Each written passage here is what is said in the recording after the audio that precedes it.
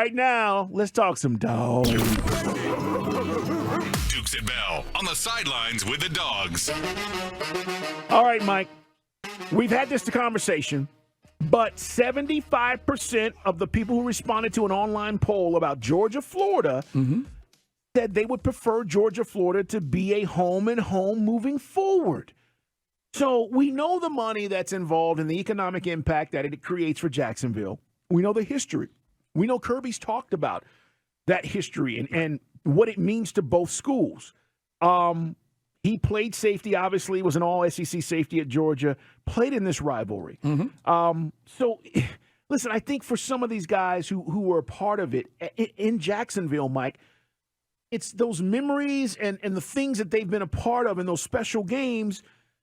I'm not saying that the home and home thing is wrong, but 75% of the people who responded said, Mike, they want to see that. And so is that what's going to happen? I guess some of the younger, I don't know if it's a younger thing, about 1,100 respondents. This was a Dog Nation poll that they put up. So, I mean, I don't know, does that qualify for all of Dog Nation? It's a pretty good sample size.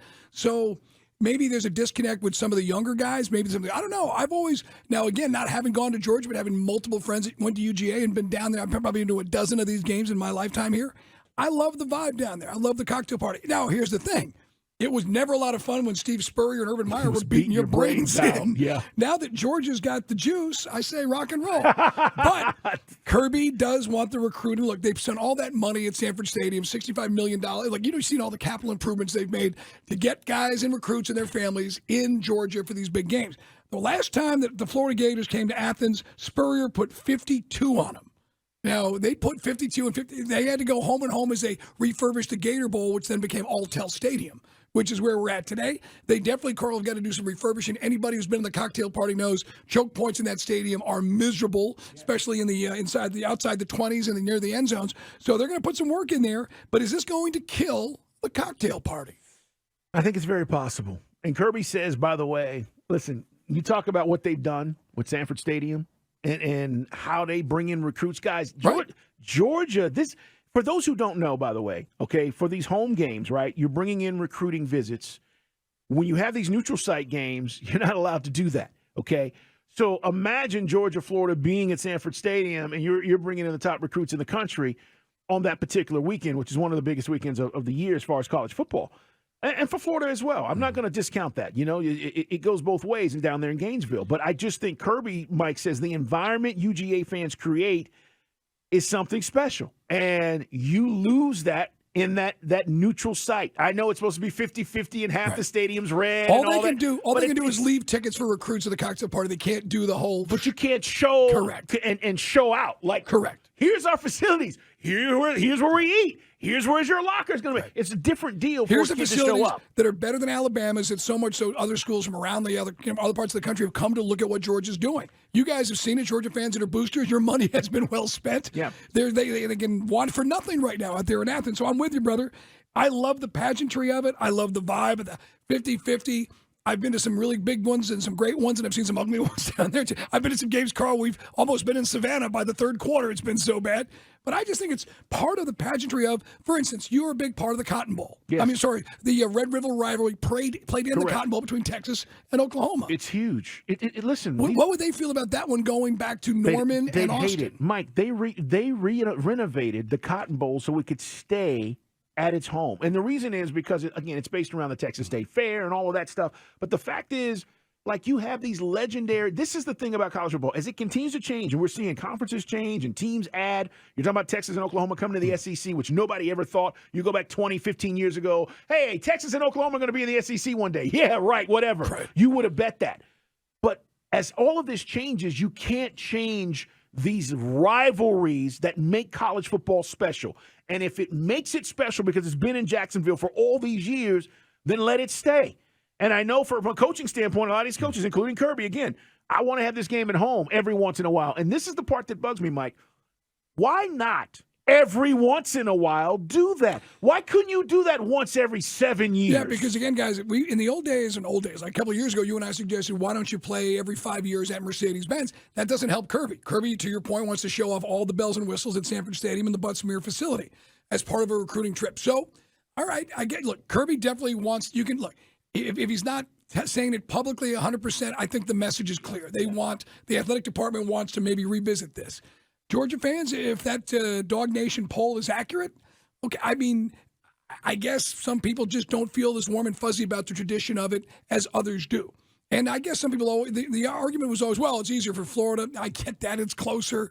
But when you're winning, when you're kicking their butts, it sure seems like a good weekend to be down at St. Simon's or Jekyll Island or wherever you're staying. Maybe you're down at Punta Vedra, playing some G, hanging out with the crew. But when you're losing, that's when I usually. But that's funny. It's ironic that you're hearing a real groundswell to get this game maybe to being Gainesville and Athens now, and you're winning and you're kicking their butt. Now I will say this: it's Dukes and Bell. It's our dog report coming up. Braves back in action against the Dodgers tonight. It's Strider time. We're going to talk about that and also why you continue to do what you do. It's got to stop. But Mike, the rivalry, wouldn't it intensify if it was a home and home? Don't you think we get more of this? Like, it would become a little bit more passionate. The neutral side is great, and you just said everybody down there having a good time. Hey, we're drinking and we're having a good time. But now you come into the Sanford Stadium and those Florida fans, for as limited as many that could get in there. Maybe 2,500 behind the bench, and that's about it. Mike, now you're talking about something different. That's a little bit more intense. And when Florida gets there together, you've got to go into the swamp, and you've got to roll into Ben Hill Griffin Stadium. Ooh. And I've only been there twice, both with Florida State, and I didn't enjoy myself either time. But it is. but as long as you're prepared. Because it gets nasty. That's where it's at. Right? Yes, that's where it's at. See, that's what I want as a fan. Like, I want to go in there and Georgia is undefeated and Florida is a boo and they're booing you and that creates that rivalry even more. I'm old. I definitely, I'm not an old fart, but I'm old school for some of the traditions, and I just hate the fact that here's something which I thought was pretty cool, and I liken it to what you have at the Cotton Bowl, which is its own thing. It is. Between Texas and Oklahoma, and this is one that's perhaps going to die on the vine because everybody seems to feel the way you're talking about this rivalry, the facilities, and if Kirby wants it. Kirby has gotten everything he's wanted. Yeah. Correct. Yeah.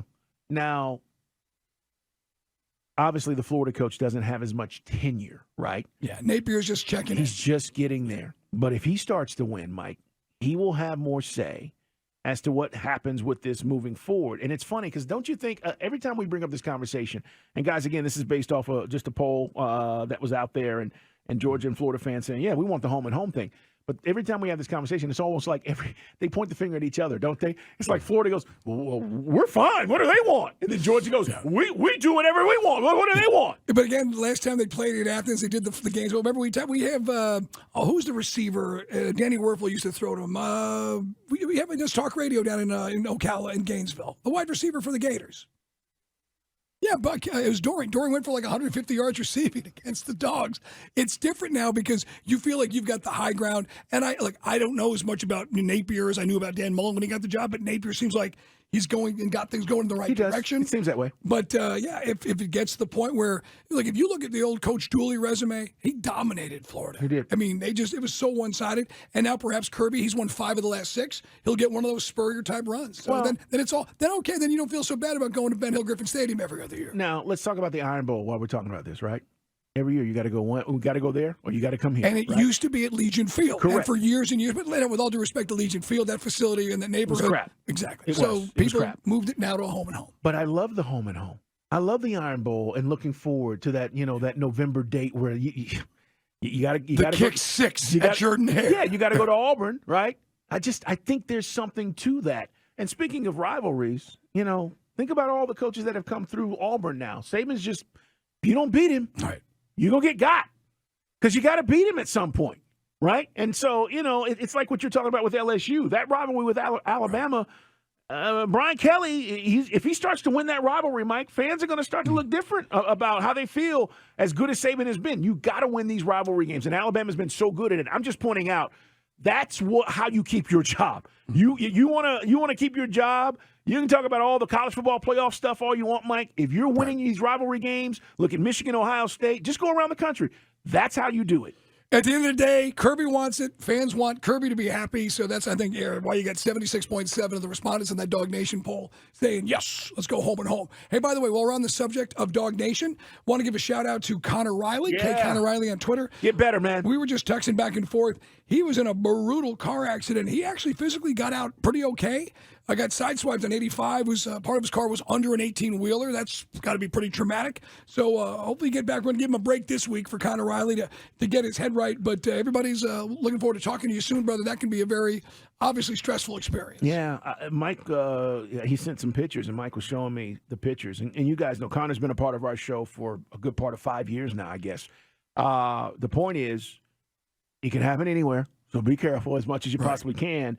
But when you show me the pictures, it's also one of those things. If I showed you the pictures, the first thing you go is, did they survive? This guy make it, right? That's the first thing, because it looks like, wow, how did he get out of there? So, Connor, man, get better. And we're praying for you so you can get right. And if you need anything, you can count on us here on Dukes and Bell, man. Right on.